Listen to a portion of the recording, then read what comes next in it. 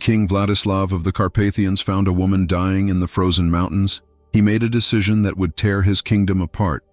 He brought her to the castle and gave her the one thing he'd protected for 19 years, his dead wife's rooms.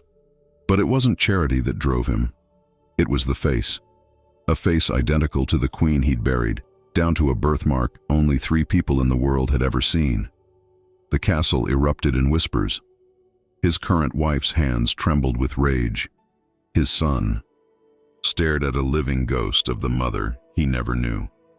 And the woman herself remembered nothing. Not her name, not her past, not the 28 years of suffering that had led her to that frozen mountainside. But as her memories began to return, they brought with them a truth so devastating it would force everyone to confront a question with no easy answer.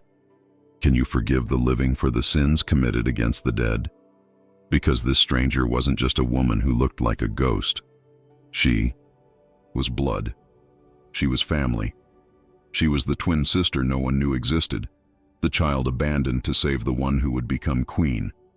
And her survival meant that everything the king thought he knew about love, about loyalty, about the woman he'd spent 19 years mourning, was built on a lie. The castle would soon discover that some secrets are kept not to protect the guilty, but to spare the innocent from unbearable truths.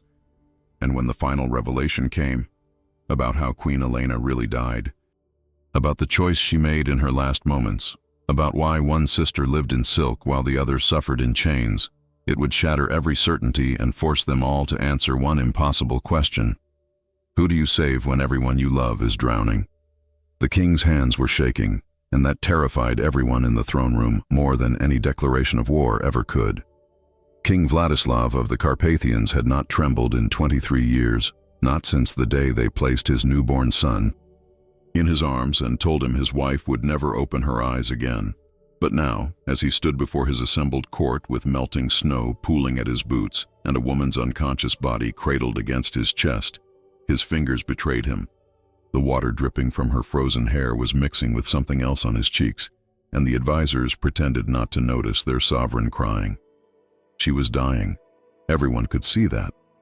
Her lips had gone past blue into a shade of gray that physicians associated with corpses, and her breathing came in stutters so faint that Lord Casimir, standing closest to the king, wasn't entirely certain she was breathing at all. Vladislav had burst through the castle doors an hour past dawn, alone, without his hunting party, without his guards, carrying this stranger as if she were made of glass and prayer. He had been gone 3 days on what was supposed to be a routine expedition into the mountain passes. 3 days of silence that had sent the castle into barely concealed panic.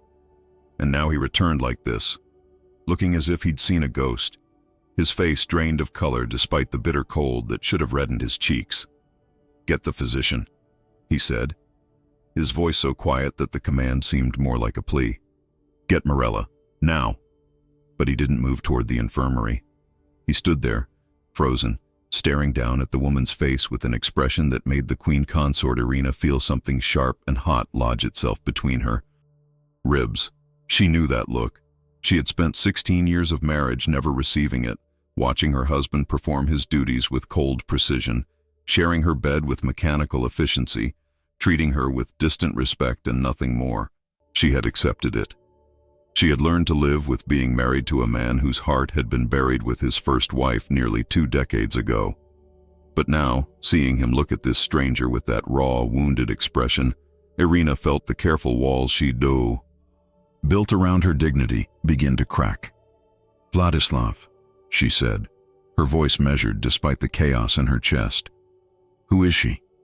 The king didn't answer. His eyes remained fixed on the stranger's face, and his lips parted slightly as if he were about to speak a name, then closed again. Morella, the castle's head physician, an old woman with steady hands and suspicious eyes, appeared at the entrance to the throne room, her apprentice stumbling behind her with armfuls of supplies. She took one look at the scene and immediately understood this was no ordinary rescue. "Bring her to the east wing," Morella said, her tone brooking no argument. "The room's with the fireplace. She'll need constant warmth." The east wing. The murmur that ran through the assembled nobles was like wind through dead leaves. Those were the queen's chambers, the ones that had belonged to Elena, the ones that had been sealed shut since her death, preserved exactly as she'd left them. No one had set foot in those rooms in 19 years. Irina's face went pale, then flushed with something that looked like rage, but she said nothing. She had learned long ago that objecting to matters concerning Elena's memory only made her look petty. King Vladislav finally moved, carrying the woman through the corridors with a procession of worried advisors and curious servants trailing behind him. When he reached the doors to the east wing, he stopped. His hand hovered over the handle, and for a moment, everyone thought he might change his mind. Then he pushed the door open, and the smell of old roses and dust spilled out into the hallway. The rooms were exactly as they had been left. Elena's embroidery still sat on the chair by the window, the needle threaded with blue silk. Her hairbrush rested on the vanity, strands of dark hair still caught in its bristles. The bed was made with the same cream-colored linen she had preferred. It was a shrine, and everyone knew it, and no one had ever dared speak of it aloud. Vladislav laid the stranger on Elena's bed with a gentleness that made Mirella's eyes narrow. She began working immediately, calling for hot water, for blankets, for wine mixed with herbs. The king didn't leave. He stood at the foot of the bed, his hands gripping the wooden post so tightly that his knuckles went white, and he watched the physician work with an intensity that seemed to burn. "Your Majesty," Mirella said after several minutes, not looking up from her patient. "You should rest. You look as if you've aged 10 years in 3 days." "How did she get there?" Lord Casimir ventured, his voice careful. "In the mountains, I mean. There are no villages for leagues, no roads. What was a woman doing alone in—" "I don't know." Vladislav cut him off, his voice hoarse. "I found her in a crevasse near the old watchtower ruins. She was covered in snow. If I had been an hour later—" He didn't finish the sentence. Mirella peeled back the woman's frozen cloak and dress, checking for injuries, for signs of assault or violence. There was nothing. No wounds, no bruises, no indication of how she'd ended up half dead in one of the most remote parts of the kingdom. But as the physician moved the woman's hair aside to check her neck, she froze. Her hand trembled, then steadied. She said nothing, but her face had gone very still. "What is it?" the king demanded. Mirella didn't answer immediately. Instead, she looked up at Vladislav with an expression he couldn't quite read. There was shock there, yes, but also something that looked almost like fear. "Your Majesty," she said slowly, "this woman has a birthmark on her left shoulder, shaped like a crescent moon with 3 small stars beneath it." The silence that followed was absolute. Someone dropped something in the hallway, and the clatter echoed like thunder. King Vladislav took a step forward, his face draining of what little color had returned to it. "That's impossible," he whispered. "I delivered your first wife," Mirella said, her voice shaking now. "I bathed her when she was born. I know every mark on Elena's body. This is identical, exactly identical." The king moved around the bed, his hands reaching for the woman's shoulder before stopping himself. Mirella gently turned the unconscious woman slightly, revealing the birthmark. It was exactly as she'd described, a perfect crescent with 3 small stars, as if someone had drawn it with ink. Elena had been self-conscious about it, had always kept it hidden. Only Vladislav, Mirella, and Elena's mother had ever seen it. "Get everyone out," Vladislav said suddenly, his voice raw. "Everyone except Mirella, now." The advisors and servants fled quickly, their whispers already beginning before they'd even left the corridor. Lord Casimir lingered at the door, his face troubled, but one look from the king sent him scurrying away. Queen Irina was the last to leave. She stood in the doorway, looking at her husband kneeling beside the bed of this stranger, and something in her chest turned to stone. When the door closed, Vladislav finally allowed himself to fully look at the woman's face. In the firelight, with her features relaxed in unconsciousness, the resemblance was so profound it felt like blasphemy. The same high cheekbones, the same shape of the eyes, though he couldn't see their color yet. the same small scar through the left eyebrow that Elena had gotten as a child, climbing trees. It was as if someone had reached into his memories and pulled Elena out, aged her slightly, and left her dying in the snow for him to find. "This isn't possible," he said again, his voice breaking. "Elena was an only child. Her mother told me. She had no sisters." Mirella's hands were gentle as she continued treating the woman, wrapping her in warm blankets, forcing drops of medicinal wine between her gray lips. "What Elena's mother told you and what is true might be two different things, Your Majesty. In the old days, when families were poor, sometimes." She didn't finish, but she didn't need to. The implication hung in the air like smoke. Twins, separated at birth because one family couldn't afford to raise both. It happened more often than anyone wanted to admit, especially in the mountain villages where every mouth to feed could mean the difference between survival and starvation. "If this is her sister," Vladislav said, his voice barely audible, "then I failed them both. I failed Elena, and this woman has been out there, somewhere, her whole life, and I never knew. I never even looked." "You didn't know there was anyone to look for," Mirella said gently. But the king wasn't listening. He was staring at the woman's face, memorizing every detail, comparing it to memories he had spent 19 years trying to preserve and forget simultaneously. His hand finally moved, touching the woman's frozen fingers, and he felt the faintest flutter of a pulse. "Live," he whispered. "Please, live." Outside the door, Queen Irina stood with her hand pressed against the wood, listening to her husband beg a stranger to survive, using a tone he had never once used with her in 16 years of marriage. Behind her, her son Dmitri appeared in the hallway, 19 years old, confused by the commotion. He had been in the training yards when his father returned. "Mother," he said, "what's happening? They're saying father found someone in the mountains, that he brought her to." He stopped, seeing where they were standing. "Why is someone in those rooms?" Irina turned to face her son, and he took a step back from the expression on her face. "Because your stepfather," she said, her voice like ice, "has just found a ghost." The woman opened her eyes 3 days later, and the first thing she saw was a dead queen's embroidery hanging on the wall. She didn't know it belonged to a dead queen, of course. She didn't know anything at all. Her mind was a vast, terrifying blank, like waking up in a room with no doors and no windows and no memory of how you got there. She tried to sit up, and pain lanced through her chest so sharply that she gasped, falling back against pillows that smelled of lavender and something else, something old and sweet that made her want to cry without understanding why. A hand caught her shoulder, steadying her. "Don't move too quickly. Your body nearly froze to death. You need to be gentle with yourself." The voice belonged to an old woman with silver hair pulled back in a severe bun and eyes that seemed to see straight through skin and bone into whatever lay beneath. She was holding a cup of something that steamed, and the smell made the woman's stomach clench with hunger so intense it felt like violence. "Who are you?" the woman whispered, and even those 3 words felt like dragging stones across her throat. "I'm Mirella. I'm the one who's been keeping you alive these past 3 days."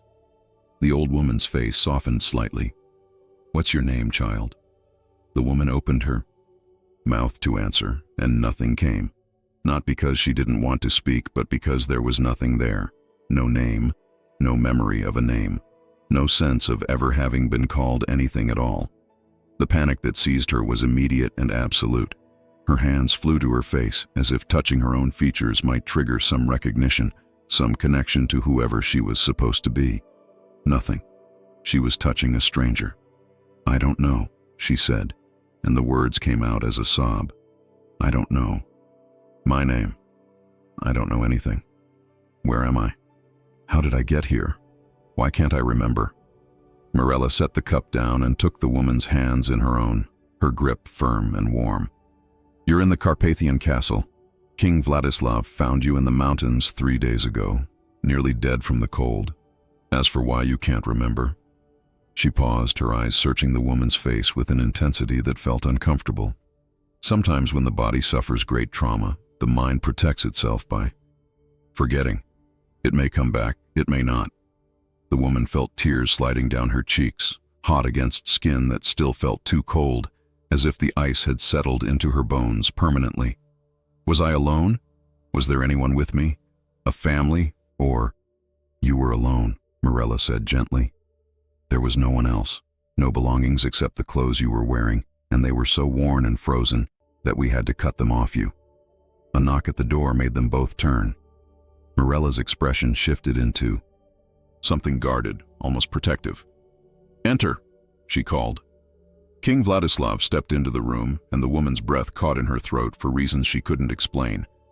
He was tall, broad-shouldered, with dark hair threaded with silver at the temples and eyes that looked like they carried the weight of entire kingdoms. But it wasn't his appearance that made her chest tighten. It was the way he was looking at her, as if she were something precious and broken and impossible, all at once. As if he were seeing a miracle and a wound in the same moment. "You're awake," he said, and his voice was rough, like he'd been shouting or crying or both. He took a step closer, then stopped himself, his hands flexing at his sides. "How do you feel?" "Like I'm dying," she said honestly, because she didn't know this man and didn't know if she should lie. "And like I don't know who I am."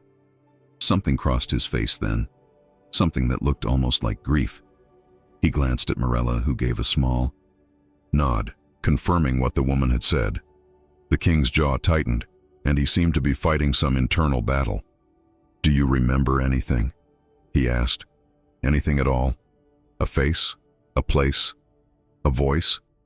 She closed her eyes, trying to force her mind to produce something, anything, but there was only darkness and cold and a vague sense of falling that made her stomach lurch.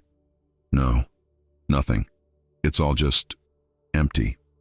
The king moved closer now, and she could see that his eyes were red-rimmed, exhausted. He looked like a man who hadn't slept in days. "You're safe here," he said, and there was something fierce in his voice, a promise that sounded like it was being carved into stone.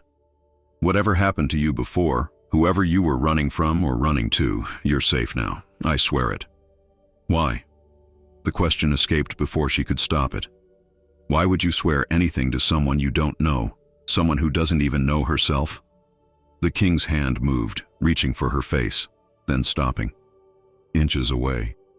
His fingers trembled slightly in the air between them, and she found herself leaning toward them without understanding why. He pulled back as if burned. "Because," he said, his voice barely above a whisper, "you have a right to safety, and I have the power to give it to you." Morella cleared her throat, breaking whatever strange spell had fallen over the room. "Your Majesty, she needs rest and food. She's been unconscious for 3 days, surviving on broths and water." "Of course." The king stepped back, and the loss of his proximity felt oddly like cold water. "I'll have the kitchens prepare something. Whatever you want, anything at all, you need only ask." The woman looked around the room properly for the first time. The embroidery on the walls, the delicate furniture, the sense that every object in this space had been placed with care and left undisturbed for a very long time. "These rooms," she said slowly, "they feel like a museum, like no one's supposed to be here." The king's face went pale. Morella's hand tightened on the woman's wrist in warning, but it was too late. The observation had been made. "They belong to someone important," Vladislav said, his voice careful. "Someone who died a long time ago. And you're letting me stay here? In a dead person's rooms?" The woman felt a chill that had nothing to do with her injuries. "Why would you do that?" The king and the physician exchanged a look that was heavy with meaning she couldn't decipher. Finally, Morella spoke. "Because His Majesty believes you deserve the best care the castle can provide. These rooms are near the physician's quarters, and they have the finest fireplace for keeping you warm." It was a lie. The woman could feel it in the air between them, thick and uncomfortable. But she was too tired and too scared to push further. She let her head fall back against the pillows, suddenly exhausted despite having just woken up. "I need a name," she said quietly. "I can't just be the woman from the mountains." I need something to call myself, even if it's not real." The king looked at her for a long moment, and something in his expression softened into terrible sadness. "Elena," he said. "Your name is Elena." "No." The word came from Mirella, sharp as a blade. Both the woman and the king turned to stare at the physician. Mirella's face had gone hard, her eyes flashing with something that looked like anger. "Absolutely not, Your Majesty. You cannot name her that. You cannot do that. To yourself or to her." "Then what would you suggest?" The king shot back, his voice rising.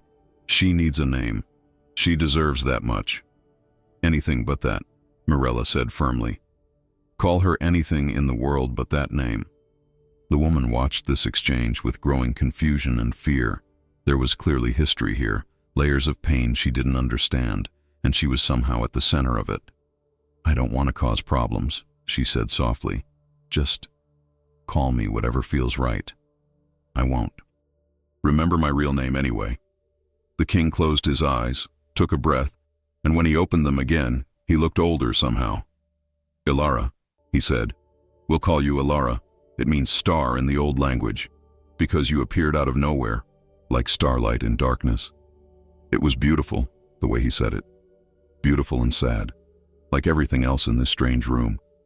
The woman, Ilara now, nodded slowly. "Ilara. All right, I can be Ilara." But as the king turned to leave, she saw his shoulders shake slightly, as if he were carrying something too heavy to bear. Mirella watched him go with an expression of profound concern, then turned back to Ilara with a forced smile. "Rest now," the physician said. "Tomorrow we'll start helping you recover your strength." But as Ilara closed her eyes, she heard voices in the hallway outside. A woman's voice, cold and sharp. "You gave her a name.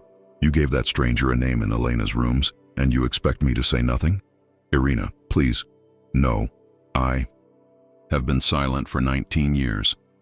I have lived in a dead woman's shadow, and I have never complained. But this is too much." Ilara's eyes opened. She stared at the ceiling, her heart pounding, as the argument continued in fierce whispers she couldn't quite make out. Mirella had gone very still beside her, her hands folded in her lap. "Who's Elena?" Ilara whispered. Mirella's face was unreadable. "A ghost," she said finally. "And you, child, look exactly like her." Ilara saw the portrait on her 5th day in the castle, and it nearly stopped her heart. She had been walking the corridors with Mirella's reluctant permission, her legs still weak but growing stronger, when she passed an alcove she hadn't noticed before. The painting hung there in shadow, illuminated only by a single candle that someone, perhaps many someones over many years, kept perpetually lit. The woman in the portrait wore a deep blue gown with gold embroidery at the collar, her dark hair cascading over one shoulder, and her eyes held a warmth that seemed to reach across the years between canvas and viewer. But it was her face that made Ilara's breath catch and her hand fly to the wall for support. It was her own face staring back at her. Not similar, not reminiscent, identical. The same arch of the eyebrows, the same curve of the lips, the same small scar through the left eyebrow that Ilara had discovered while examining herself in the mirror that morning.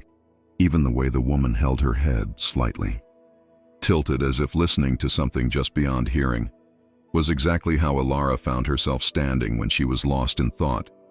"You shouldn't be out of bed." The voice came from behind her, male and young and startled. Ilara spun around, nearly losing her balance, and found herself facing a young man who looked to be about 19 or 20 years old. He had his father's dark hair and strong features, but his eyes were lighter, almost amber in the candlelight. Those eyes were currently wide with shock, moving between Ilara's face and the portrait with an expression that looked like he was watching the dead rise. "I'm sorry," Ilara stammered, though she didn't know what she was apologizing for. "I was just walking and I saw—" She gestured helplessly at the painting. The young man didn't respond immediately. He was staring at her with an intensity that made her skin prickle with discomfort. Finally, he seemed to remember himself and bowed slightly, though the gesture looked automatic, his mind clearly elsewhere. "I'm Dmitri," he said, "the king's son." and you're the woman my father found in the mountains." "Ilara," she said, testing the name that still felt foreign on her tongue. "They're calling me Ilara. They're calling you that because my father refuses to call you what you actually look like." Dimitri's voice held an edge that might have been anger or might have been fear. "That painting is of my mother, Queen Elena. She died the day I was born, 19 years ago." The information hit Ilara like cold water. 19 years. The same span of time that lived in King Vladislav's haunted eyes. The same ghost that Queen Irina had mentioned in angry whispers. And now here was the son, staring at a stranger who wore his dead mother's face like a stolen mask. "I don't understand," Ilara said, her voice shaking. "How is this possible? How can I look exactly like someone who died before I—" She stopped, realizing she had no idea when she had been born, how old she was, or whether she had even existed 19 years ago. Her reflection suggested she was somewhere in her mid to late 20s, but without memories, she could have been anyone, any age. Dimitri moved closer, circling her slowly, as if she were a puzzle he could solve through examination. It should have felt threatening, but instead, it felt desperate, like a drowning man reaching for driftwood. "Morella thinks you might be her sister," he said quietly. "A twin, separated at birth. My grandmother was from the mountain villages, and they were very poor before my mother married into royalty. If there were 2 babies and not enough food—" He didn't finish the sentence, but Ilara understood the implication well enough. A twin. The word settled into her chest like a stone. "If that's true," she said slowly, "then I had a sister who became a queen, who married a king, who had a son, and I was somewhere else, living some other life that I can't even remember. And now she's dead. And I'm here, wearing her face, sleeping in her rooms, and everyone looks at me like I'm a ghost." Her voice broke on the last word. "I didn't ask for this. I didn't ask to look like anyone. I just want to know who I am." Something in Dimitri's expression shifted then, the hardness cracking to reveal something softer underneath. "I'm sorry," he said, and he sounded like he meant it. "This isn't your fault. None of this is your fault. It's just—" He looked back at the portrait, and his jaw tightened. "I never knew her. I never got to know my mother. My father rarely speaks of her, and when he does, it's like watching someone bleed from a wound that never healed. And now you're here, looking exactly like her. And he's—" He stopped himself, shaking his head. "He's what?" Ilara pressed, though part of her wasn't sure she wanted to know. "He's looking at you the way he must have looked at her," Dimitri said quietly. "And my stepmother has noticed. Everyone has noticed. The entire castle is watching to see what happens next." Ilara felt her stomach twist. She had sensed the tension, the whispers that stopped when she entered rooms, the way servants looked at her with expressions caught between pity and fascination.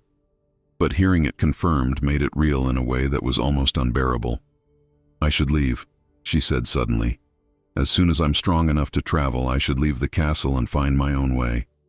Maybe my memories will come back if I—" "And go where?" Dimitri interrupted. "You have no money, no memories, no knowledge of where you came from or who you were. My father found you half dead in one of the most remote parts of the kingdom. If he hadn't been there at that exact moment, you would have frozen to death and no one would have ever known you existed." His voice softened. "You're alive because of him. And whatever complications your presence creates, he would never forgive himself if he let you walk away and something happened to you." The weight of obligation settled over Ilara like a heavy cloak. She was trapped, not by walls or locked doors, but by debt and circumstance and a face that belonged to a dead woman. "What do I do?" she whispered. "How do I exist here without causing pain to everyone around me?" Dimitri was quiet for a long moment, studying her face with an expression that seemed to be memorizing her features. "You be yourself," he said finally. "Whoever that is, whatever that is. You be yourself, and you let the rest of us figure out how to deal with our own ghosts." It was kinder than she expected, and the kindness made her throat tighten with unshed tears. "Did you love her?" she asked impulsively. "Your mother?" even though you never knew her?" The question seemed to catch him off guard. His eyes moved back to the portrait, and something in his face crumpled slightly before he composed himself. "I love the idea of her," he said. "The stories I was told, the way my father's voice changes when he accidentally mentions her name.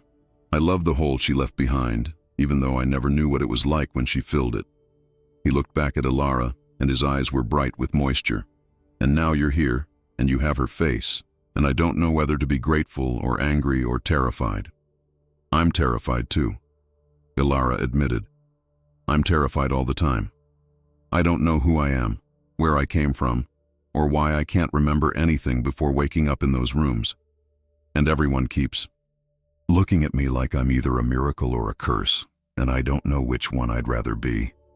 A sound from down the corridor made them both turn.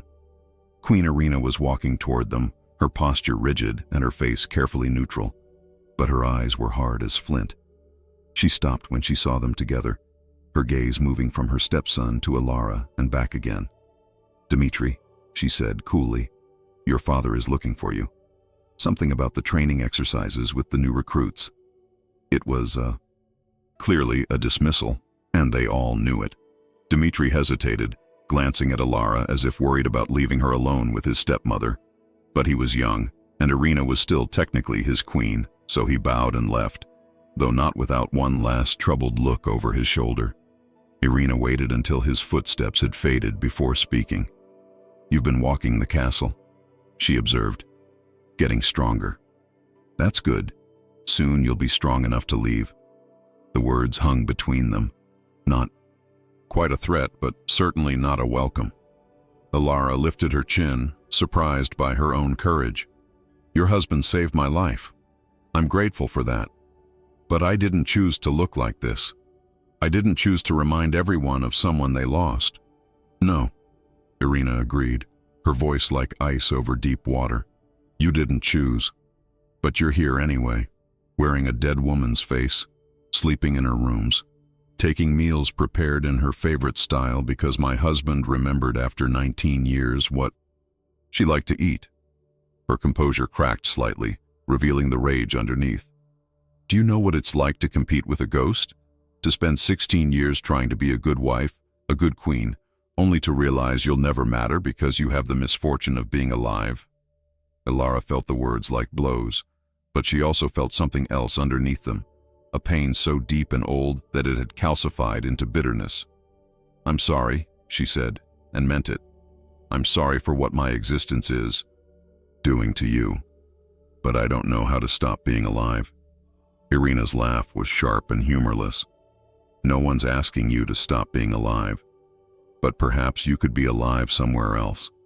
Somewhere far from here, where your face doesn't tear open old wounds every time someone looks at you." "Is that what you want?" Alara asked quietly. "For me to disappear?" The queen's expression flickered, something passing across her face too quickly to identify. "What I want," she said finally, "is for my family to stop falling apart.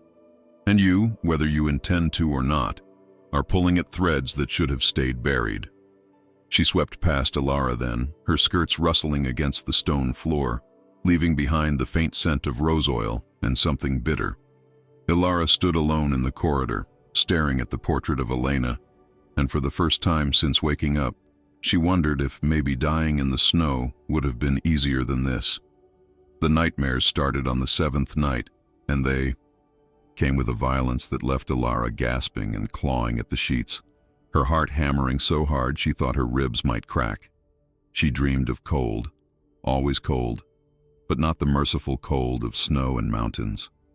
This was the cold of stone walls and iron chains, the cold of a place where warmth had been deliberately withheld as punishment.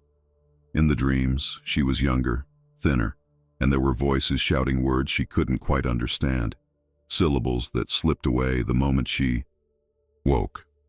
But the feeling remained, terror and shame, and a desperate need to make herself smaller, invisible, forgotten. She sat up in Elena's bed, her nightgown soaked through with sweat despite the winter chill, and pressed her hands against her temples as if she could physically hold the fragments together.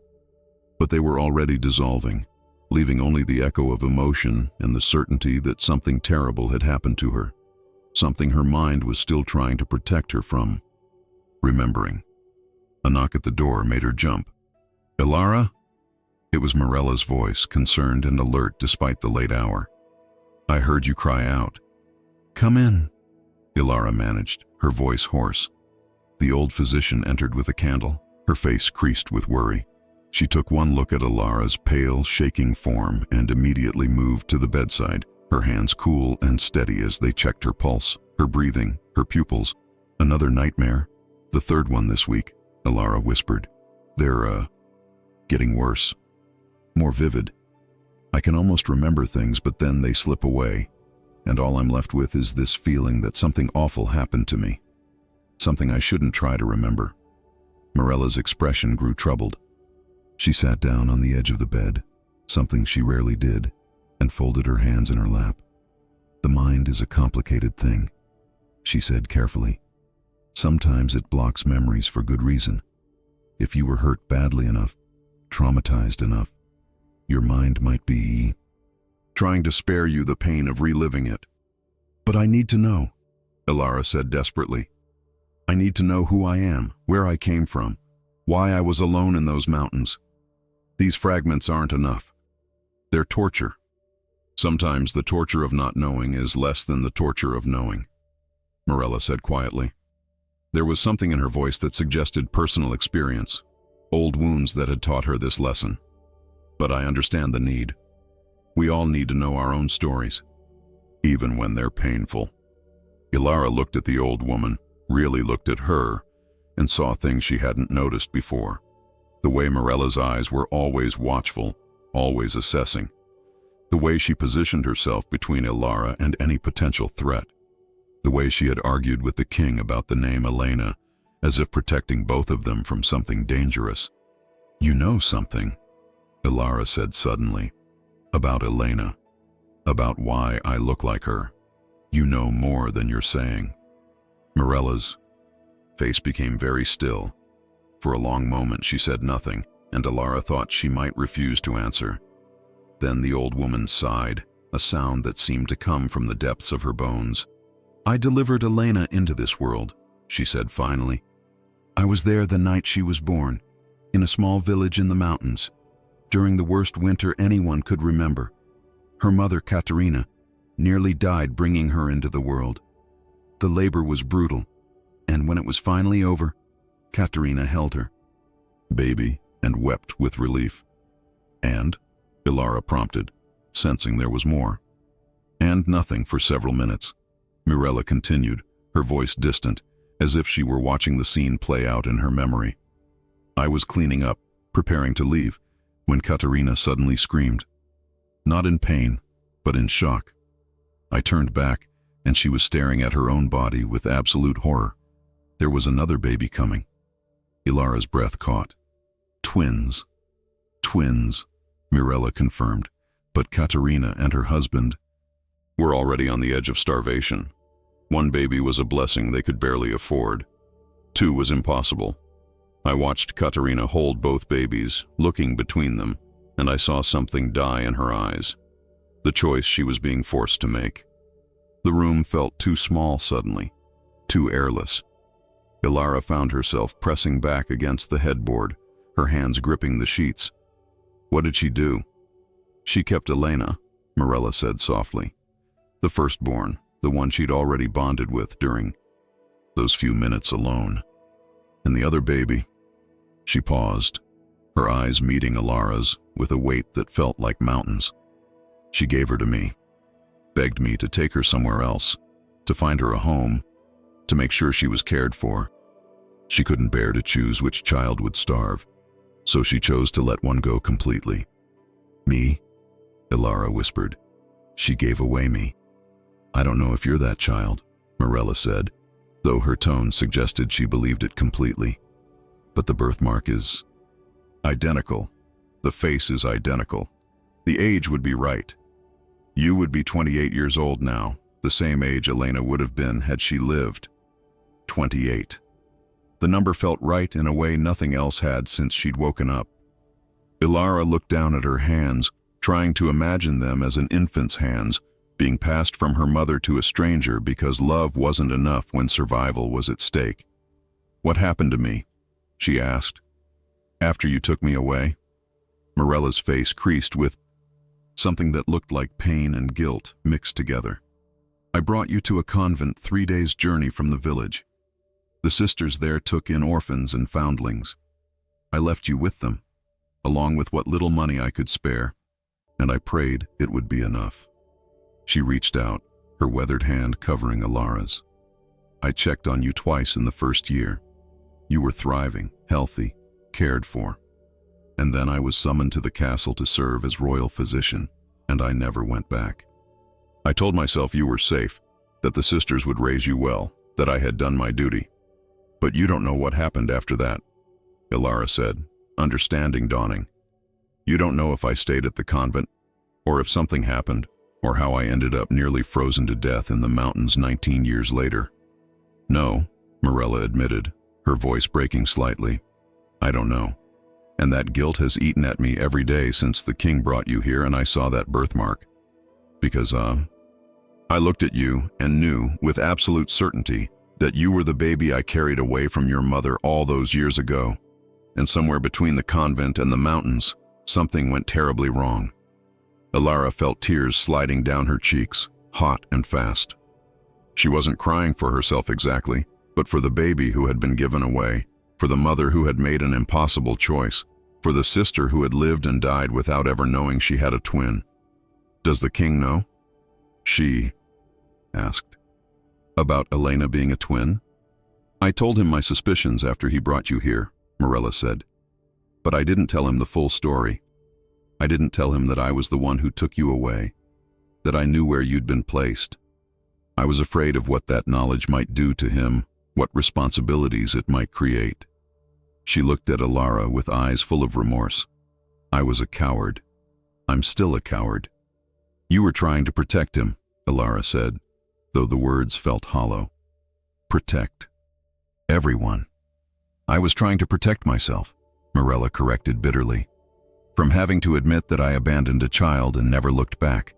From having to face the possibility that if I had checked on you, if I had taken more responsibility, maybe you wouldn't have ended up nearly dead in the snow." The confession hung between them, heavy and raw. Ilara didn't know what to feel. Anger seemed appropriate, but she was too exhausted for anger. Instead, she felt a strange kind of relief, as if a puzzle piece had finally clicked into place, even if the picture it revealed was painful. "I need to go to that convent," she said finally. "I need to know what happened to me after you left me there." "It's 3 days' journey in good weather," Morella warned. "In winter, with snow blocking the passes, it could take a week or more, and you're still recovering." "I don't care," Ilara said, her voice stronger now, fueled by purpose. "I need answers. I need to know who I was before I became this ghost that haunts everyone." Morella studied her for a long moment, then nodded slowly. "I'll speak to the king. But Ilara, you need to prepare yourself for the possibility that the answers you find won't bring you peace. Sometimes the truth is worse than not knowing." "It can't be worse than this," Ilara said. "Living in someone else's rooms, wearing someone else's face, being looked at like I'm either a miracle or a curse. At least if I know the truth, I'll know who I really am." But even as she said it, a small voice in the back of her mind whispered that maybe Morella was right. Maybe some truths were better left buried in snow and silence and the mercifully blank spaces of a broken memory. The door opened without warning, and King Vladislav stood in the doorway, his face pale and strained. "I heard shouting," he said, his eyes moving between Morella and Ilara. "Is everything all right?" Neither woman answered immediately. The silence stretched, filled with all the things that couldn't be said, all the secrets that had been kept and were now threatening to spill out like water from a cracked dam. Finally, Ilara spoke, her voice steady despite the trembling in her hands. "I need to leave the castle," she said. "I need to find out who I was before you found me. And I think you need that too. Because as long as I'm here, we're all trapped in someone else's story." The king's face went through several emotions too quickly to name. Then he said very quietly, "If you leave, I'm coming with you." The journey to the convent began at dawn on a morning so cold that breath turned to ice in the air and horses stamped their hooves nervously, sensing the unnatural stillness that came before heavy snow.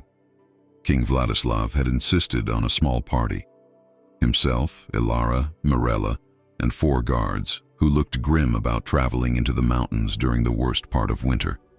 Queen Irina had watched them depart from her chamber window, her face expressionless, but her hands gripping the stone sill so tightly that her knuckles had gone white. Dmitri had wanted to come, but his father had forbidden it, citing the danger and the need for someone to manage the castle in his absence. The real reason, Ilara suspected, was that the king wanted to face whatever they found without witnesses who might see him break. They rode in near silence for the first 2 days, the landscape growing progressively more desolate as they climbed higher into the mountain passes. Ilara found herself watching the king when she thought he wasn't looking, trying to understand the man who had saved her life and then complicated it beyond measure. He sat his horse with the easy confidence of someone who'd spent a lifetime in the saddle, but there was a tension in his shoulders that never relaxed, a watchfulness in his eyes that suggested he was constantly anticipating disaster. Every so often, his gaze would drift to her, and she would see something in his expression that made her chest ache with confusion and something dangerously close to longing. On the 3rd night, they took shelter in an abandoned watchtower that Mirella remembered from her previous journeys. The guards built a fire in the old hearth while Mirella prepared a simple meal from their supplies. The king stood at the narrow window, staring out at the darkness, and Ilara found herself moving to stand beside him without consciously deciding to do so. "Do you regret coming?" she asked quietly, not looking at him. "I regret many things," he said, his voice low and rough. "But coming with you isn't one of them." "Your wife thinks you're a fool," Ilara said. It wasn't a question. She had seen Irina's face, heard the argument that had echoed through the castle corridors the night before they left. "My wife thinks many things about me," Vladislav replied, and there was a weariness in his tone that spoke of years of accumulated misunderstandings and unspoken resentments. Most of them are probably accurate. Ilara turned to face him then, emboldened by the darkness and the distance from the castle's watching eyes. "Why did you really insist on coming? It's not just about protecting me. There's something else." The king was quiet for so long that she thought he might not answer. The fire crackled behind them, and somewhere outside, an owl called in the night. Finally he spoke, his words careful, as if each one cost him something. "When Elena died, I never got to say goodbye. She was there one moment, holding our son, smiling despite the pain, and then she was just gone. The midwives took Dmitri away to clean him, and I was left holding her hand as it grew cold. And I kept thinking that if I had just one more minute, one more chance to tell her everything I'd never said, maybe it would hurt less." He paused, his jaw working. "But I never got that minute. And for 19 years, I've carried the weight of all those unspoken words. And you think finding out about me will somehow give you that?" Ilara asked, her throat tight. "I think," he said slowly, turning to look at her with eyes that reflected the firelight like dark mirrors, "that if you really are her sister, her twin, then maybe some part of her lives on in you. Not her soul, not her memories, but something. A chance to protect what I couldn't protect before. A chance to not fail again." The words should have felt like a burden, but instead, Ilara felt an unexpected wave of tenderness for this man who had spent 2 decades bleeding from a wound that never closed. "I'm not her," she said gently. "Even if we shared a womb, even if we have the same face, I'm not Elena, and you can't save her by saving me." "I know," he said, and his voice cracked slightly. "Believe me, I know, but I have to try anyway. Because if I don't, if I let you walk away or let something happen to you, then what was the point of any of it? What was the point of surviving her death if I can't at least do this one thing right?" Ilara felt tears prickling her eyes, but she blinked them back. "You did do something right. You raised a son who seems kind and thoughtful despite growing up without a mother. You've ruled a kingdom for nearly 2 decades. You saved my life when you could have ridden past and never known I existed." "None of that feels like enough," he admitted, and the rawness in his voice made her want to reach out, to offer comfort. But she held herself back, aware of the guards watching from across the room, aware of how it would look, aware of all the complications that already existed without adding more. Morella's voice cut through the moment like a knife. "We should rest. Tomorrow will be the hardest part of the journey. The convent is another full day's ride, and the path is treacherous." They settled in for the night, wrapped in fur-lined cloaks and blankets, the fire burning low between them. Ilara lay awake for a long time, listening to the wind howl around the tower's stone walls and watching the shadows dance across the ceiling. She could hear the king's breathing from across the room, uneven and troubled, and she wondered if he was also lying awake, haunted by ghosts and regrets and the terrible weight of hope. The nightmare came again that night, but this time it was different. This time she saw faces, a woman with hard eyes and a crucifix around her neck, speaking words that felt like blows. A room with stone walls and a single high window that let in just enough light to see the hopelessness of the situation. And cold, always cold. But now she understood it wasn't the cold of winter, but the cold of deliberate cruelty, of warmth withheld as punishment for sins she couldn't remember committing. She woke with a gasp, her hand flying to her mouth to stifle a scream, and found the king kneeling beside her, his hand hovering over her shoulder as if he wanted to touch her but didn't dare. "You were crying out," he said quietly. "In your sleep. It sounded like you. We're begging someone for mercy." Ilara sat up, her whole body shaking. The dream was still vivid, still sharp, and for the first time since waking up in the castle, she felt like she was on the edge of something real, something that would explain everything. "I remember a woman," she whispered. "Someone religious. And I was locked in a room and I was so cold and I kept asking why, what had I done, but no one would answer." The king's face had gone pale. "The convent," he said, his voice tight. "Morella said she left you at a convent. If something happened there, if the sisters—" He didn't finish, but the implication hung in the air between them, dark and terrible. "We'll know tomorrow," Ilara said, though the thought filled her with dread. "Whatever happened to me, whatever turned me into someone who ended up half dead in the mountains, we'll know tomorrow." But as she said it, she felt a certainty settle into her bones like ice. Whatever they found at the convent wouldn't bring closure or peace. It would only open more wounds, reveal more scars, and force them all to confront truths they'd been avoiding since the moment the king had carried a frozen stranger through the castle doors. The next day's journey was as brutal as Morella had warned. The path narrowed to barely more than a ledge in places, with sheer drops on one side and walls of ice-covered rock on the other. One of the horses stumbled and nearly went over the edge, saved only by the quick reflexes of a guard, who grabbed its bridle and hauled it back. They all dismounted after that, leading the horses by hand, their progress agonizingly slow. It was late afternoon when they finally saw it. A cluster of stone buildings perched on a plateau, surrounded by walls that looked more like a fortress than a house of God. The convent of St. Caterina, dedicated to the patron saint of prisoners and those who died alone. The irony wasn't lost on Ilara. As they approached the gates, a bell began to toll, deep and mournful, as if announcing a death rather than visitors. The sound echoed across the mountains, and Ilara felt her hands begin to tremble. Whatever lay behind those walls, whatever secrets had been kept for 28 years, she was about to uncover them. And from the expression on King Vladislav's face, he knew as well as she did that some discoveries changed everything, and there was no going back once the truth was spoken aloud.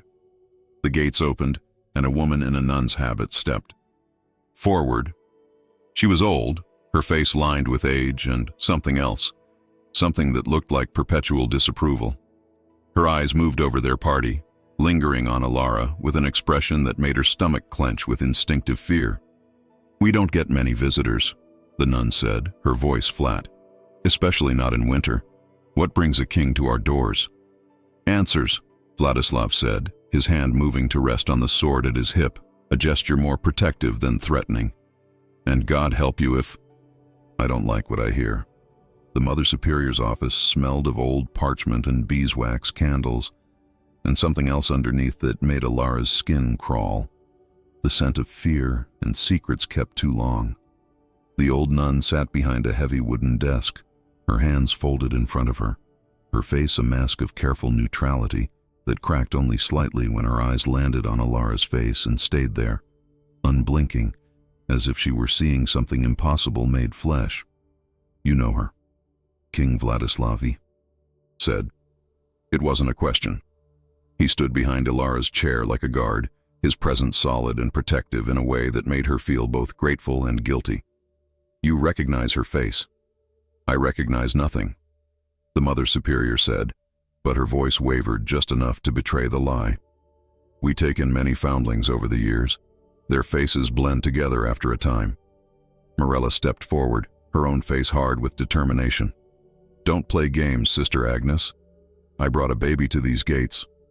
28 years ago. A newborn girl with a crescent-shaped birthmark on her left shoulder. I gave you money to care for her, and I trusted you to keep her safe.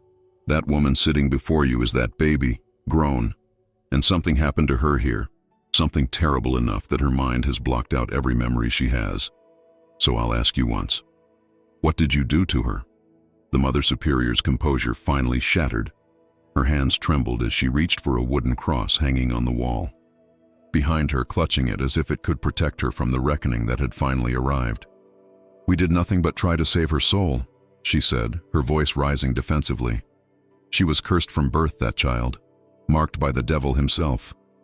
Alara felt her blood go cold. What are you talking about? The birthmark. Sister Agnes spat, her eyes wild now with righteousness and old fear. A crescent moon and 3 stars, the mark of pagans and witches. We knew the moment we unwrapped her, that she carried evil in her flesh. But we are a holy order, dedicated to redemption. So we tried.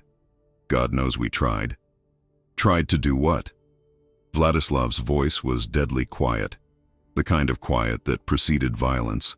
His hand had moved to his sword hilt, and Alara could feel the rage radiating off him in waves. To cleanse her, the Mother Superior said, as if it were obvious. To drive the evil out through prayer and fasting and... She stopped, seeming to realize she'd said too much. And... What? Morella demanded, her own voice shaking with fury. What else did you do to an innocent child? The nun's lips pressed into a thin line, but Alara was already standing, her chair scraping back loudly in the silent room. Memory was flooding back now, triggered by the woman's words, by the smell of this place, by the terror that had been living in her bones for 28 years waiting to be named.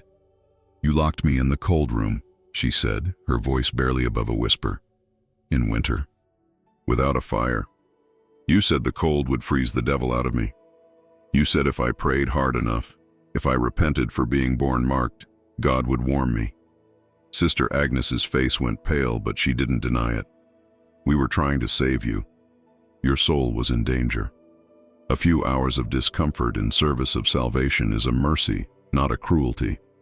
A few hours? Alara's voice was rising now, memories cascading over her like an avalanche. I was 6 years old, and you left me in that room for 2 days. I screamed until my voice gave out. I begged until I couldn't feel my fingers or toes. And when you finally let me out, you told me it was my own fault for being born evil. You told me I deserved worse. The king's sword was out now, the metal singing as it left the scabbard. You tortured a child, he said, his voice vibrating with barely controlled rage. A 6-year-old child, and you called it mercy. She survived, the Mother Superior said, but her bravado was crumbling, her eyes darting toward the door as if calculating whether she could escape. She grew strong. The treatment worked. By the time she was 12, she was one of our most devout. Devout or terrified? Morella interrupted, her face twisted with disgust. You broke her spirit and called it faith. More memories were surfacing now, each one sharper and more painful than the last. Alara saw herself at 8, at 10, at 14, always cold, always hungry, always trying to be good enough to deserve warmth and food and basic human kindness. She remembered other girls in the convent, some who were treated normally, and she remembered wondering why she was different. What was wrong with her that made the sisters look at her with such contempt? "I tried to run away," Alara said suddenly, the memory hitting her with the force of a physical blow. "When I was 16, I made it almost to the village before they found me and dragged me back. And you," she looked at Sister Agnes with dawning horror, "you told me I would never leave, that I belonged to God now, and He had marked me so everyone would know I was His property. You said if I tried to leave again, you would make sure I understood the true meaning of suffering. We were protecting you," the nun insisted, but her voice had lost all conviction. "The world is cruel to women who bear the devil's marks. Here, you had shelter, food, purpose. You had free labor," Vladislav said coldly. "A girl you could torture into submission and then work. Without pay because you'd convinced her she deserved nothing better. How many others? How many children did you break in the name of God?" Sister Agnes's mouth opened and closed, but no words came out. The truth was written plainly on her face. Alara hadn't been the first, and she probably hadn't been the last. "How did I escape?" Alara asked, her hands clenched into fists. "How did I end up in the mountains? Because I know I would never have been allowed to just walk away." The mother. Superior's eyes slid away from hers, focusing on something over Alara's shoulder. The silence stretched, thick and suffocating, until finally, another voice spoke from the doorway. "I helped her." They all turned. A younger nun stood in the entrance, maybe 40 years old, her face lined with exhaustion and something that looked like relief. "My name is Sister Catherine. I've been here 15 years, and I've watched this place destroy more souls than it ever saved. 2 weeks ago, I gave Alara the key to the back gate and told her to run as far and as fast as she could. I told her to head for the mountains, to the old trade routes where merchants sometimes travel, and pray that someone would find her before she froze."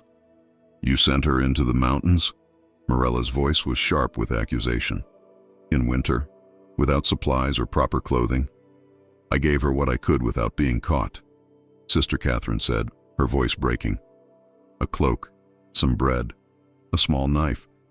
But if I'd given her more, if anyone had noticed, they would have stopped her. They would have locked her in the penitent's cell, and she would have died there, slowly, still believing she deserved it." Tears were streaming down the nun's face now. "I gambled that freezing to death free was better than dying a slave. I just prayed someone would find her in time." The room fell silent except for the sound of Sister Catherine's quiet sobbing. Alara felt something break open in her chest, a dam of emotion she hadn't known she was holding back. This woman, this stranger, had risked everything to give her a chance at freedom, even if it was a chance that might have ended in death. "Thank you," Alara whispered. "You saved my life." "No," Sister Catherine said, looking at the king. "He saved your life. I just gave you the possibility." Vladislav sheathed his sword slowly, but his eyes remained hard as he looked at the Mother Superior. "This convent will be investigated. Every record, every practice, every child currently in your care will be examined. If I find evidence of more abuse, more torture masquerading as salvation, I will see this place burned to the ground and you imprisoned for the rest of your natural life." Sister Agnes's face crumpled, the mask of righteousness finally falling away to reveal the frightened old woman beneath. "We were following the old ways, the ways that have always been, the ways that end now." Vladislav cut her off. "Today, this moment," he turned to his guards. "Place Sister Agnes under arrest. She'll return with us to the castle to face trial." As the guards moved forward, Alara felt her legs give out. The weight of memory, of 28 years of suffering and fear and believing she was fundamentally wrong, crashed over her like a wave. The king caught her before she hit the floor, his arms strong and steady, and she found herself clinging to him, her face pressed against his chest, sobbing with a grief so deep it felt like it would tear her apart from the inside. "I thought I was evil," she gasped between sobs. For 28 years I thought there was something wrong with me. Something that deserved punishment. There was never anything wrong with you, Vladislav said fiercely, his hand cradling the back of her head. Never. What they did to you was monstrous, but you survived it. You're here. You're alive. And I swear to you, no one will ever hurt you like that again. But even as he spoke the words, even as Alara let herself be held and comforted for the first time in memory, a small voice in the back of her mind whispered a terrible question. If she was Elena's twin, if she had been separated and sent here to suffer while her sister became a queen, then what did that say about fate, about fairness, about the cruelty of the world that would give one identical soul everything and the other nothing but pain? The journey back to the castle took 5 days instead of 3 because they had to move slowly with sister. Agnes bound and under guard, and because Alara kept stopping, her body seizing with tremors that had nothing to do with cold and everything to do with memories that wouldn't stop flooding back. Each mile they traveled away from the convent seemed to unlock another door in her mind, revealing rooms full of pain she'd spent years learning to ignore. By the 3rd night she could barely eat, her hands shaking so badly that Mirella had to hold the cup of broth to her lips like she was a child again. King Vladislav watched her with an expression that seemed to age him by years with each passing hour. He'd stopped sleeping entirely, sitting vigil by the fire each night, his eyes fixed on Alara as if he could somehow guard her against memories that came from inside her own head.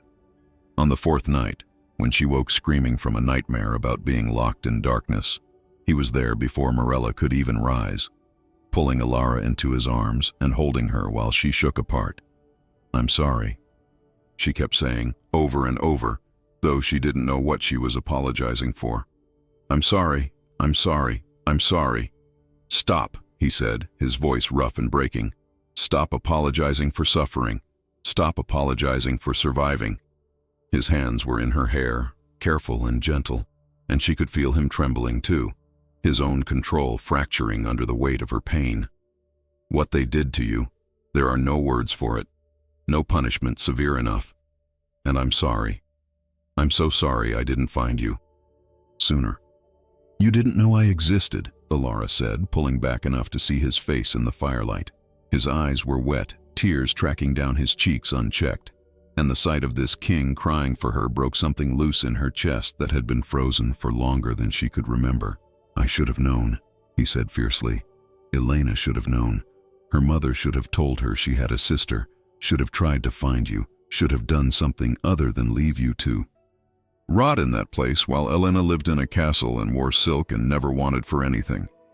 The bitterness in his voice was startling, and it took Alara a moment to understand what she was hearing. Guilt by proxy, rage on behalf of a woman who'd been dead for 19 years, directed at people who were also dead or too far removed to punish. He was trying to find someone to blame, some way to make sense of the senseless cruelty of chance and circumstance that had given 2 identical souls such drastically different lives. "It's not Elena's fault," Alara said quietly. "She didn't choose to be kept while I was given away. She didn't know I existed. And maybe—" She paused, the thought forming slowly, painfully. "Maybe if our mother had kept us both, we both would have starved. Maybe by choosing, by sending me away, she saved at least one of us. Maybe that's all she could do." "That doesn't make it right," Vladislav said, but his voice had lost some of its edge. He looked exhausted, wrung out, as if carrying Alara's pain on top of his own had finally become more than even a king could bear. "Nothing about any of this is right," Alara agreed, "but it's what happened, and we can't change it. We can only decide what we do next." "And what do you want to do next?" he asked, his hands still cradling her face, his thumbs wiping away tears she hadn't realized she was still crying. The question hung between them, loaded with implications neither of them was ready to name. What did she want? She wanted to erase 28 years of suffering. She wanted to go back and save the child she'd been, the girl who'd believed she was evil simply for existing.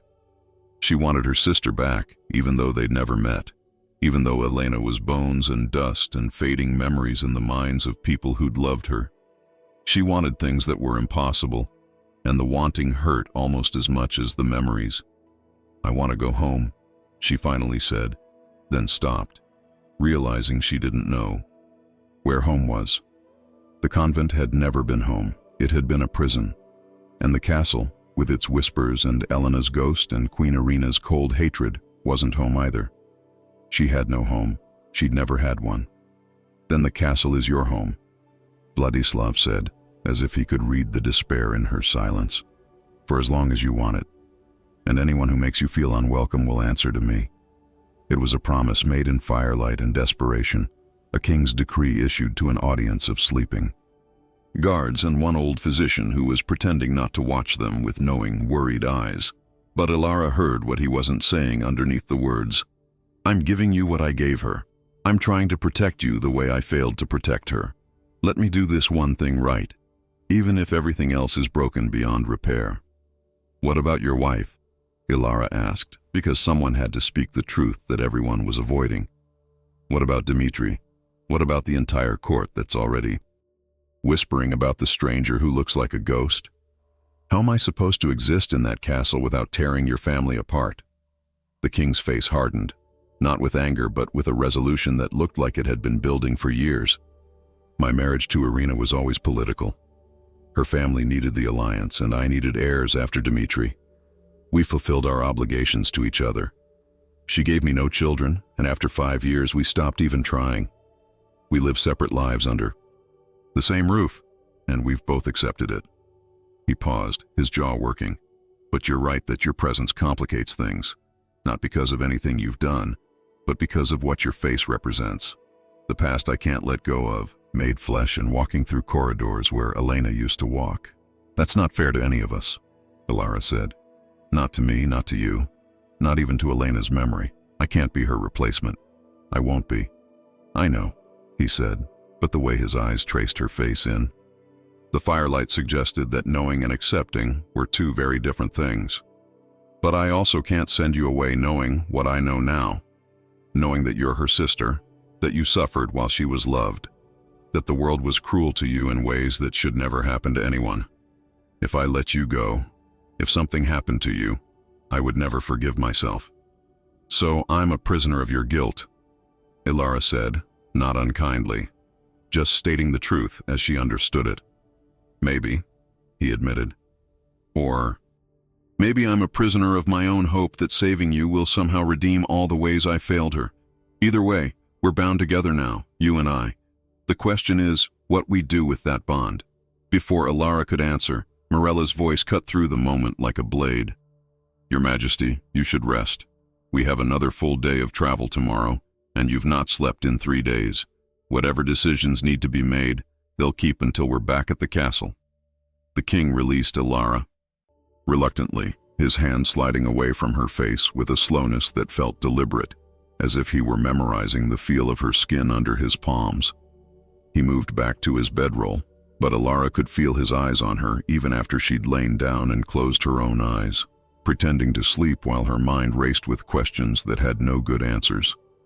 They reached the castle walls at sunset on the 5th day, and the sight of the towers silhouetted against the orange sky should have brought relief. Instead, Ilara felt her stomach clench with dread. The guards who'd stayed behind had clearly spread word of their return, because the courtyard was filled with people, servants, nobles, soldiers, all watching with undisguised curiosity as the king dismounted and then reached up to help Ilara down from her horse. Queen Irina stood on the steps leading to the main hall, her face a mask of icy composure, but her eyes burned with rage and something else, something that looked horribly like fear. Beside her, Dmitri watched with an expression Ilara couldn't read, his young face struggling to process emotions too complex for someone who'd spent 19 years living in his dead mother's shadow. Sister Agnes was dragged from her horse, still bound, and the sight of a nun in chains caused a ripple of shocked whispers through the crowd. King Vladislav ignored them all, his hand finding Ilara's elbow and guiding her toward the castle entrance with a possessiveness that would be remarked upon for weeks to come. "Welcome home," he said, loud enough for everyone to hear. "Lady Ilara of the Carpathians, sister to the late Queen Elena, and under my personal protection from this day forward." The pronouncement hit the courtyard like a thunderclap. The whispers became a roar. Irina's composure shattered completely, her face going white and then red with fury. Dmitri took a step forward, his mouth opening as if to speak, then closing again as he saw his father's expression. Not angry, not challenging, but final. A king's decree, not a suggestion. But it was Mirella who saw what no one else did. The way Alara swayed on her feet, the way her eyes had gone glassy with shock and exhaustion, and the overwhelming weight of being publicly claimed by a man who was still in love with her dead sister. The old physician moved quickly, catching Alara just as her legs gave out, and the last thing Alara saw before darkness claimed her was the king's stricken face and Queen Irina's smile. Small, cold, and triumphant, as if she'd just been handed exactly the weapon she needed to destroy them all. Alara woke to find Dmitri sitting beside her bed, and for a disorienting moment, she thought she was looking at a younger version of the king. The resemblance was striking in the afternoon light filtering through the windows, the same strong jaw, the same intensity in the eyes. But there was something softer in Dmitri's face, something that hadn't yet been carved away by grief and responsibility, and the weight of crowns. "You've been asleep for 2 days," he said quietly when he saw her eyes open. "Mirella said your body finally gave out, that you'd been running on fear and determination, and once you felt safe enough to stop, everything caught up with you at once." Alara tried to sit up, but her muscles protested weakly. Dmitri reached out to help her, arranging pillows behind her back with a gentleness that made her throat tighten. "Your father," she began, but he shook his head. "My father has been sitting outside your door for 2 days, refusing to leave except when Mirella forced him to eat or when the council demanded his presence for Sister Agnes's trial." Dmitri's voice was carefully neutral, but there was something underneath it, something struggling to break free. "The entire castle is talking about nothing else. About you, about him, about what it means that he's claimed you as family. I didn't ask him to do that," Alara said, though the words felt weak even to her own ears. "I didn't ask for any of this." "I know," Dmitri said, and now she could hear the pain in his voice. "I know you didn't, but it's done now, and we all have to figure out how to live with it." He paused, his hands twisting in his lap. "Can I ask you something? And will you promise to tell me the truth even if it's painful?" Alara nodded, though apprehension coiled in her stomach.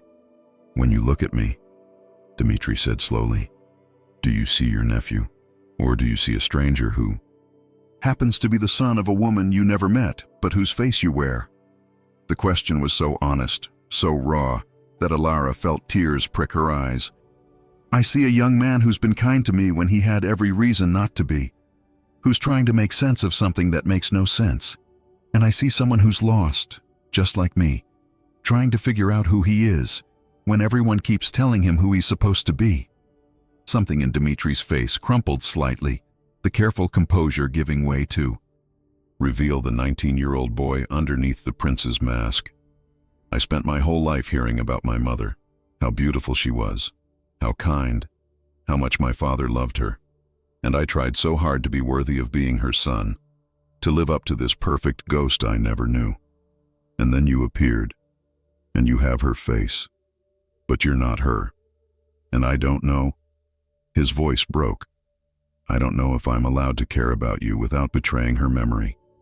I don't know if wanting to know you makes me a bad son." Alara reached out and took his hand, holding it tightly. "Your mother and I may have shared blood, shared a face, but we were different people who lived completely different lives. Caring about me doesn't diminish her. And wanting to know the aunt you never knew existed doesn't make you anything but human. My stepmother thinks you're going to destroy our family," Dmitri said quietly. "She thinks my father is falling in love with you, or with the ghost of my mother through you, and that it will tear everything apart." The words hung in the air between them, naming the fear that everyone had been dancing around since the moment Alara had woken up in Elena's rooms. "And what do you think?" Alara asked, though she wasn't sure she wanted to know the answer. Dmitri was quiet for a long moment, his eyes searching her face as if looking for answers written there. I think my father has been half alive for 19 years.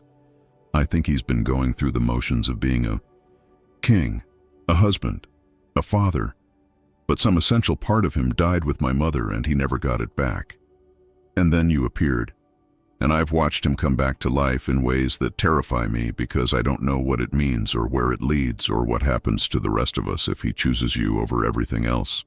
He won't, Ilara said, but even as she spoke, she felt the uncertainty in her own words. She'd seen the way Vladislav looked at her, the desperation and hope and guilt all tangled, together in a knot that seemed to tighten with each passing day. I won't let him. I won't be the reason his family falls apart. Then what will you be? Dmitri asked. And it was the same question the king had asked her 5 nights ago by the fire. The question that seemed to have no good answer. Before Ilara could respond, the door opened and Mirella entered, her face grave. You're awake. Good. The king needs to see you. Sister Agnes's trial has concluded, and there are things you need to owe. No. Dmitri stood reluctantly, squeezing Ilara's hand once before letting go. We'll talk more later, he said. But Ilara, whatever happens, whatever my father decides or you decide, I want you to know that I'm glad you're alive. I'm glad you survived what they did to you. And I think my mother would be glad too. After he left, Mirella helped Ilara dress in clothes that weren't Elena's, a small mercy that felt significant. As they walked through the corridors toward the throne room, Ilara noticed the way servants stopped and stared, the way nobles whispered behind their hands, the way the entire castle seemed to be holding its breath, waiting for something to break. King Vladislav stood before his throne, looking like he'd aged a decade in 2 days. His eyes found Ilara the moment she entered, and something in his face eased slightly, as if he'd been holding tension he could finally release.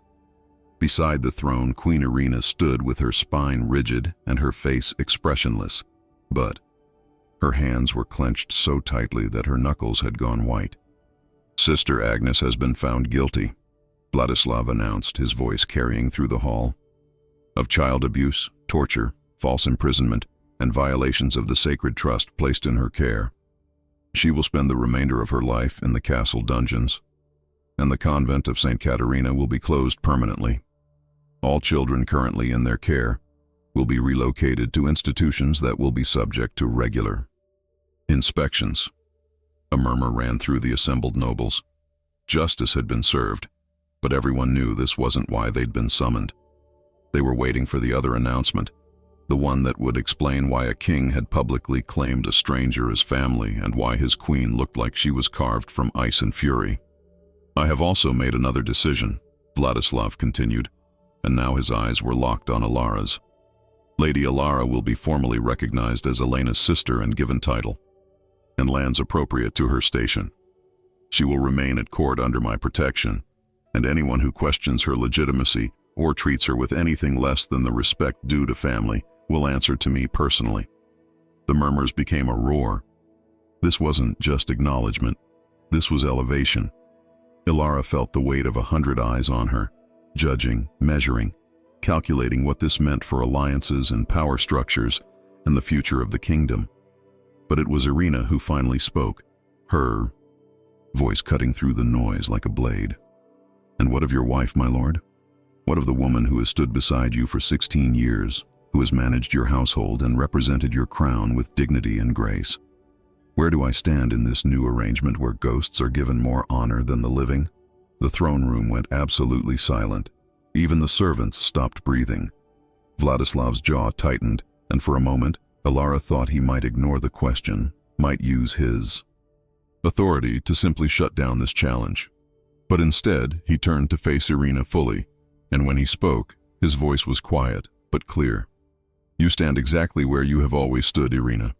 As my wife and queen consort, nothing about Ilara's presence changes your position or your title.